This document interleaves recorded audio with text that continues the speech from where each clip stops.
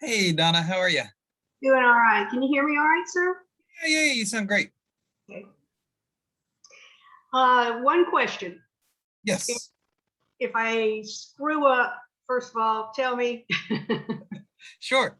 Second of all, if I don't like what I've said, do we just start? Do I just say, can I say that again? Yeah, Or we can edit the video.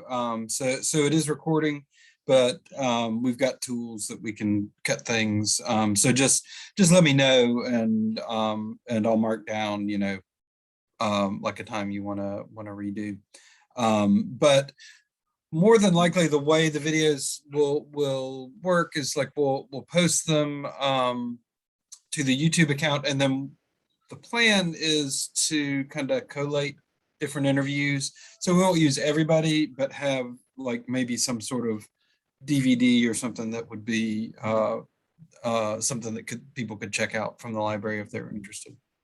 I've got other photographs and things like that that I can make available to you Okay. from the site, from the information that we would get for safety, and maps of the layout of what was stable and what wasn't, that kind of thing. I don't know if Yeah, you I think all that is really fascinating, and yeah, we'd love to have that and be able to at least digitally archive it. Okay, I will get it together because I got a lot of stuff. So 4 or 5 large thumb drives will cover it. Yeah. Okay, well that's fantastic. So where are you living now? On Amelia Island, Oh, Fernandina cool. Beach in Florida. We're on the Georgia-Florida line, as far north as I could get and keep my husband in Florida. Yeah. Well, fantastic. That's wonderful. Well, we miss you around here. So are you ready to get started? Yep. So basically, we just have those 3 questions, with a little filler that I think Katie shared with you. So first off, tell us your name and what your position was at the time of September 11th, 2001. I'm Donna Mason-Smith.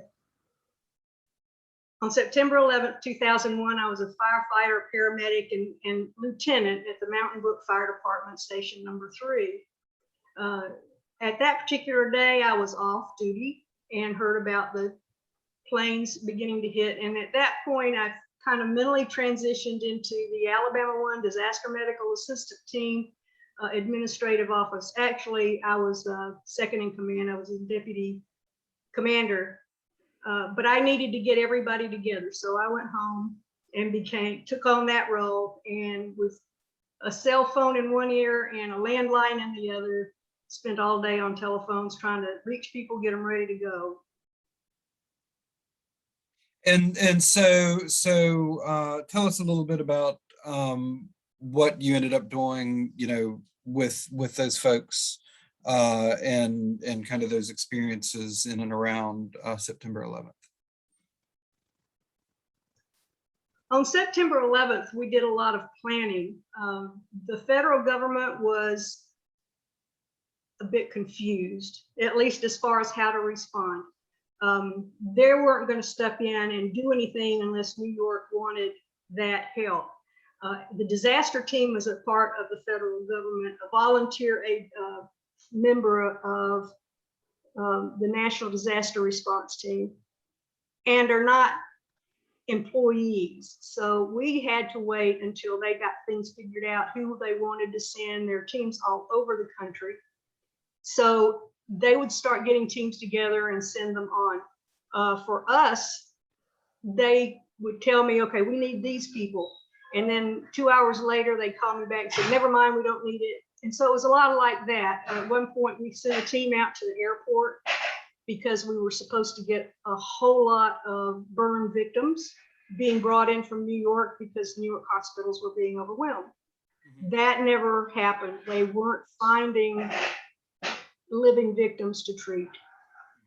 So the hospitals weren't as overwhelmed as they anticipated. So it was that kind of thing, back and forth over a couple of weeks, several weeks of you're going to go tomorrow, you're not going to go. You're going to go tonight, you're not going to go. Right. So trying to arrange with employees, well, may I have this time off so I can go up there, made it a real struggle for a lot of the people that were on the team. Chief Ezekiel and Mountain Brook, of course, were very supportive and worked with me any way that they could. And that was a blessing. I was very fortunate. How many folks were on that Alabama team? That went on the response? Or just that you were kind of working with for that in general, but then yeah, like how many ended up going to We New have York? a roster of 75 people. We were called, they changed the number constantly of how many they wanted to respond, and they wanted a team of 15. So they would give us the positions. They wanted this many doctors, this many nurses, medics, and that sort of thing. Our team leader, our unit commander, was Dr. Pirisi at the University of Alabama. He wanted to respond as a doctor instead of the team leader, so he assigned me to be the mission leader. And 15 of us were packed up and flown up there. Then tell me about that experience. Like how long were y'all there, and what all you did? And we were sent up for 2-week assignments. Those are our typical length of assignments, are two weeks. And when we flew in, it was odd because here we're in our uniforms as federal responding workers, and we had our carry-on gear and all that stuff. And because of the event, we were screened and everything looked through before we're allowed to get to the gate. And then at the gate, we were screened and everything looked through a second time. So, you know, even though we had federal IDs in the whole 9 yards, we were being scrutinized very carefully, and we were very happy about that. We flew up, and one of the first things you saw as you approached New York City was the smoke. It was just a cover of the city. So we landed, we were taken to our hotel, and then we were, as commander and the head doctor, we were driven downtown to the site. We called it the pile. Everybody kind of adopted ground zero, but for us, it was the pile. And what was this date? Sorry to interrupt, but this was, excuse me, my computer's running low. yeah, I was in the middle of a conversation with somebody the other night, and my phone just totally died. Oh gosh, now that you asked me, my brain went. I think it was the 15th. Okay, wow. So really quickly. No, it was October. We were 5 days. Okay, October. Okay. After the event. Okay. So I believe it was the 14th or 15th. I can give you the correct date if you want me to look it up. Of October. No, that's fine. I was just kind of curious. I mean, hearing about the smoke, like just how, I mean, I don't really have a concept of how long that lasted. So so yeah, that's very interesting. So we were a month out from the incident, and it was still. And you know, we had 2 treatment tents, one on opposing corners of the pile. The corner that I was generally at was where the command center was, as well as the pharmacy, and then a treatment tent. And on the opposing corner at Church Street, right next to a graveyard of the old church, there was our second treatment tent. We provided care for the people working on the pile because there wasn't anybody coming out of the pile that needed care. We worked the midnight till 8 in the morning shift, although we usually get there at 11 p.m. and stay till a long time. But it was nice having that night shift because politicians, news reporters, curiosity seekers, they were gone. We were just there with the workers, with the people there. It was an opportunity to get to know them, to develop relationships, and to share in their grief. It was a privilege that they were letting us there, to work with them. So your comment about the smoke, the whole time we were there, if you've ever seen the pictures, I'm sure you have, of, we call them the forks, those steel structures that were around the World Trade Center, the exterior support structure, and you would see them sticking up everywhere. Well, every night they were cutting them with plasma torches, and that's kind of how we judged how long we've been there, was how many of those forks were coming down. Oh man, there's hardly any left, kind of thing. But all night long would be steam shovels and large pieces of equipment digging into the pile and moving things out. And when they would dig deep, big buckets of fire would come up. The smoke would change from a gray white smoke to a rich black fuel smoke, because the fire was continually burning underground under all that rubble, perpetually. And it burned for months until they finally got down to the bottom. In February, the next February, I was fortunate to bring my family up and go see the pile, which was now a hole in the ground. And that was the first time I'd seen it with clear air above it. And so that February 2002, it was pretty well a hole now, just done. But that was quite a contrast. Yeah, wow. And you say y'all were there for about 2 weeks in New York? Yes, we were there for 2 weeks. It was interesting in that there's a book called Above Hallowed Ground, and it's got a lot of, it's, I believe, predominantly a photography essay or extended book on Ground Zero, the pile pictures. And we were looking through this book, and as we're flipping through, there's a picture of a corner of a street that has a signpost. It's got makeshift homemade cardboard arrows that were put up on this post and on the side of the pile, and it would say, you know, Afghanistan, and show pictures with planes and flying to Afghanistan so many thousand miles, and you know, Florida this way, Georgia that way, Alabama 1, 2 blocks. I think it's our Southern culture, but the workers there really appreciated being able to just come in and listen to slow drawls and talk as though there was something normal in the world. And we didn't pressure them. We got into trouble because if somebody came in and said, I've got a sore throat, I need some Tylenol. Well, you know, tell me about it. What's your name? Oh, you don't need my name. You don't need my name. Okay, fine. We let our doctor look at you. Yes. And it turned out they had strep throat. We had a lot of strep throat going through the community.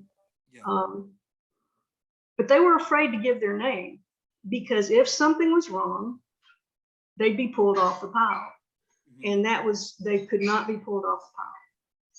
We had a gentleman come in with duct tape on his arm. He said, can I have a couple of Band-Aids? Well, what's wrong? Just a small cut. Can I just have a couple of Band-Aids? Well, again, convincing him that we would not take him off the pile, let us look at it. We took the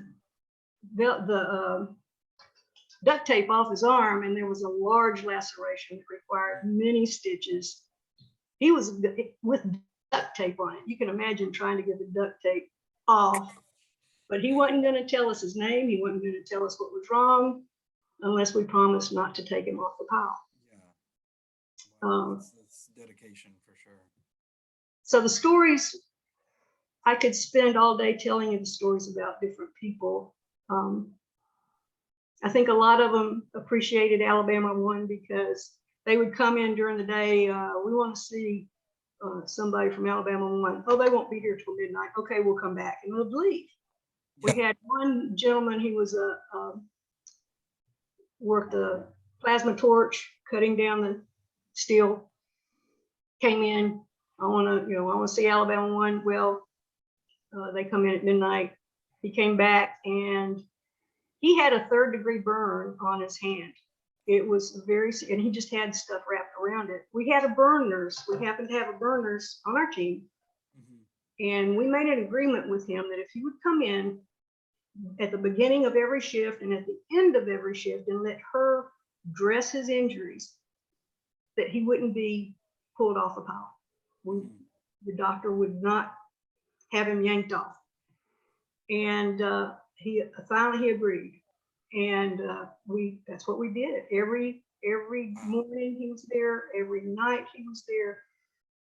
And as time went along, I mean, he was letting her debride or cut away the dead tissue without anesthesia. I mean, he was not going to leave for anything. And by the end of our tour, it was looking really good. He wasn't going to require hospitalization at that point because it was healing very well, but he worked every night. That's amazing. Yeah, that is heartbreaking. I mean, the whole experience is just heartbreaking, and that's an incredible story. So when you got back to Birmingham, like tell us, how your life personally and professionally was affected by September 11th. I mean, did things change in the department and that sort of thing? I don't think change in the department. The thing about working in the Mountain Brook Fire Department, and I assume every fire department that I'm familiar with, there is a commitment to the people in our care.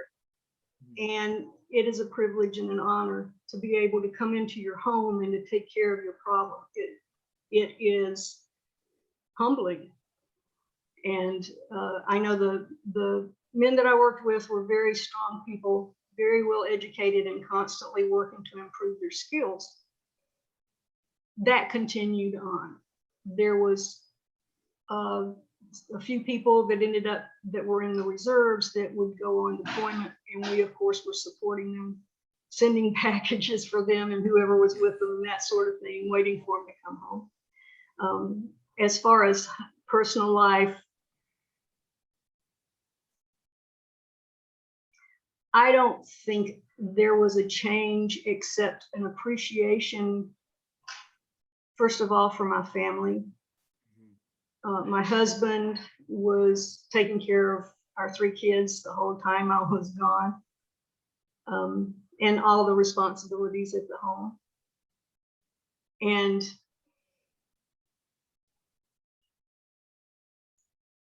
it's hard to explain. The kids, they were scared for mom because nobody knew what was happening. Right. Nobody knew what was going to happen. I remember one night, one of my sons called me. His dad let him call me on site, so it was like 2 a.m. because he had dreamed I had died. And he needed to talk to me. Yeah. So my husband's there managing that kind of stress and worry that my kids had, in addition to not only what was going on in the world, but the fact that their mom was up there where bad stuff had happened. Yeah. So that was a challenge. So the appreciation and the depth of understanding that our family had together, of not only what was our responsibility toward each other as a family, but our responsibility to people around us as a community. That sometimes you have to go and help somebody, leave your family behind perhaps, but we were all had a job to do, both at home and at the site. That was another thing. I felt a very distinct sense that I was offering an opportunity for a lot of people back home to send their energy and their prayers. They had somebody that they could kind of focus on, that they could support from home. And that was the way they could give, that they could support and encourage people there in New York City. So it was, again, quite an honor and very. Yeah, well, you were my hero. I mean, I remember feeling so kind of helpless, like what I could do is just as a average citizen at that point, and sort of the frustrations and feelings of helplessness involved with that. So thank you so much for what you did. So is that a picture of a photo of the Alabama 1 team behind you there? Yes. That was the last day. We were getting ready. That was after our last shift. We were getting off duty and getting ready to head home. Yeah. You can see in the background that this is at the command center. So this is the tower that we watched every night, watched the forks get cut down on. Yeah. This is what we watched at night. And as you see, the forks there are a lot. There are a lot of them. That's the same that's in the background of the other picture. So yeah, that's amazing. It is, and it went on. That work went on for months. It burned for months. It was a continual effort by a lot of men and women. The steel workers and construction workers and truck drivers, in addition to the firefighters and police, of course. And then there was the support personnel and protection. We went through 2 checkpoints, military checkpoints, to get to our site. There were always concerns. There was, at one point, somebody was calling around trying to find out where they could get a uniform, like our uniform. Well, that's not good. Right. We're very strict about who's allowed on site, yeah, which was appropriate, and especially at night, since no one should be there except the people that were working there. Absolutely, yeah. So, when was the last time you visited the site in New York? I went up there. My daughter is now living in New York City. Oh, wow. So I went up. I guess it was about 2 years ago when I went to visit her, and she and I specifically went to see the memorial. And I tried taking some pictures. In fact, I tried taking some pictures of me standing on the corner where this other picture I just showed you was taken. And I've been trying to merge the two so you can see what it was then overlaid with what it is now, and I don't have that skill. There's if you've got them even on your phone, there's a free app, and I've not tried it on the computer, but there's one called Snapseed that will let you kind of do that sort of merging of so it in the tools, like at first it gives you looks, and then in the tools down at the very bottom there's one that lets you do like a photo merge that might work for you. Snapseed. Okay, I will definitely give that. It's a Google product and it's free to use. So I've played around. We had I do mostly the teen programs here, and we did a program with a photographer over the summer for the teens, teaching how to take great digital photographs. And so she recommended that to us. So she teaches over at Jacksonville State. That's let's see. Interestingly enough, my husband just brought me this. We went to, I don't know if you can see that. Yeah. Flight 93, we went to Pennsylvania and to see the site there. I just highly encourage anyone to go see that, because it is, it will touch your heart.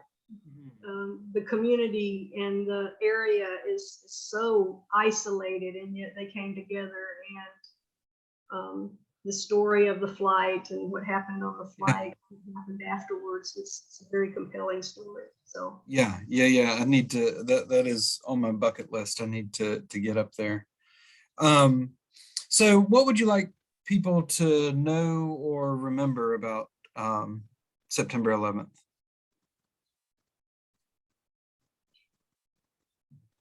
September 11th was the first time, I think, in my life I saw our country come together as a unit.